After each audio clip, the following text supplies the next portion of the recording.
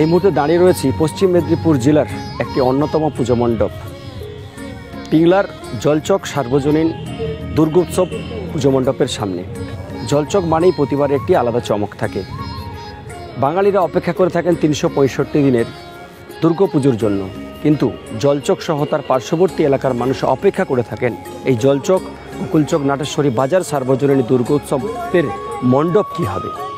জলচক প্রত্যেকবারই জলের উপরে পুজো মণ্ডপ তৈরি করে চমকে দেন দর্শনার্থী থেকে সমস্ত ধরনের মানুষকে।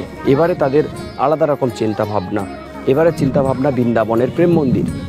জলচক স্কুল মাঠেই সেই মণ্ডপের কাজ শেষ মুহূর্তের প্রস্তুতিতে চলছে।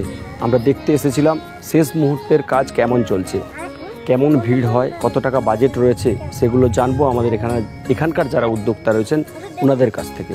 আমাদের এবছর পুজোর থিম বৃন্দাবনের প্রেম মন্দির।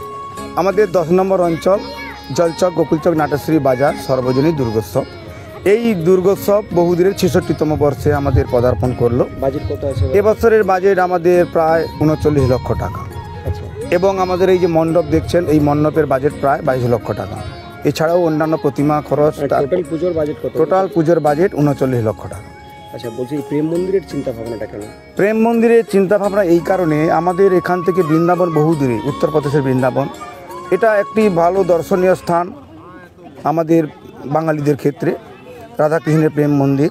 সেইখানে আমাদের এইখান থেকে, আমাদের গ্রামগঞ্জ থেকে মানুষজন যেতে পারে না, অনেক খরচের ব্যাপার আছে। তাই আমাদের উৎসব কমিটি সবাই মিলে আমরা সিদ্ধান্ত নিলাম যে মানুষকে অত দূরে যারা যেতে পারছেন না, গরিব মানুষ, তাদের জন্য আমরা প্রেম মন্দিরের আদলেই মন্দিরটি তৈরি করব। আমাদের শিল্পী, আমাদের যে ডেকোরেটার্স, প্রেরণা ডেকোরেটার্স, ওনারা কিন্তু